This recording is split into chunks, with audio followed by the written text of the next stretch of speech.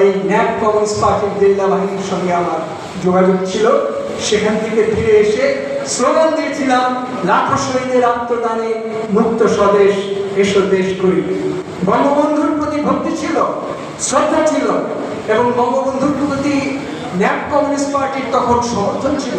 তারা বলেছিল যে এখন দেশে প্রগতির ধারা শুরু হয়েছে, কিন্তু আমরা জানি মার্কিন সাম্রাজ্যবাদ সেটা সহ্য করতে পারেনি।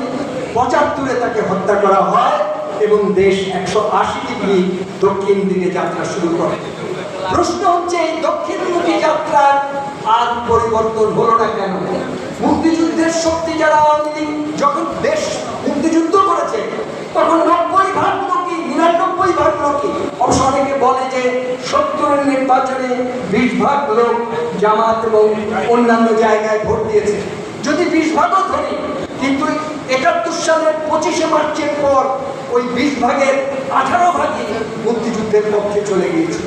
মাত্র ২% লোক, মাত্র ২% লোক ছিল যারা জামাত করত, এবং ওই রকম লোক ছিল, এবং ওরা তখন পাকিস্তানের পতাকাকে সমর্থন করেছে, মানুষের গুলি মারাকে সমর্থন করেছে, আলবদর বাহিনী তৈরি করেছে, আমাদের বুদ্ধিজীবীদের শেষ মুহূর্তে হত্যা করে আমাদেরকে পণ্য করে দেওয়ার চেষ্টা করেছে। আজকে আমরা এগুলো মনে করছি, এবং বঙ্গবন্ধুকে হত্যা করার মাধ্যমে প্রগতির ধারা যে উল্টে গেল এটাও আমরা মনে করছি। কিন্তু তারপরে আমরা উদ্ধার করতে পারলাম না কেন? কেন ডক্টর কামাল হোসেনকে গণফোরাম তৈরি করতে হলো? কেন সাইফুদ্দিন আহমেদ মানিককে কমিউনিস্ট পার্টি ভেঙে গণফোরামের সাধারণ সম্পাদক হতে হলো? এবং তারপরে কেন মুহিত সাহেব এক সময় সাধারণ সম্পাদক হলেন? কেন আবার তিনি শেষ পর্যন্ত আওয়ামী লীগে ফিরে আসলেন?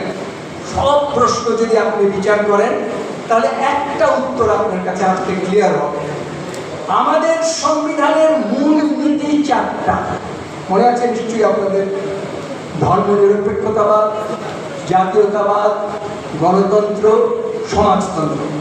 যেই সংবিধান উনি লিখেছিলেন সেখানে লেখা আছে যে, আমাদের সংবিধানে লেখা আছে সমাজতন্ত্রের অর্থ কি, লেখা আছে বৃহৎ সম্পদ, সম্পদের সিলিং থাকবে, বৃহৎ সম্পদ ব্যক্তি মালিকানায় থাকবে না, ব্যাংক, বীমা সামাজিক মালিকানায় থাকবে।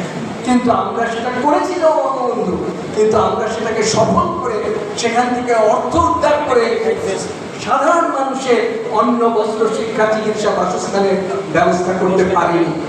পরে বঙ্গবন্ধুকে মেনে যারা ক্ষমতায় আসলো, তারপর থেকে তারা দক্ষিণপন্থী অভিমুখে যাত্রা শুরু করেছে। সেটা আওয়ামী লীগই বলে আর বিএনপি বলে।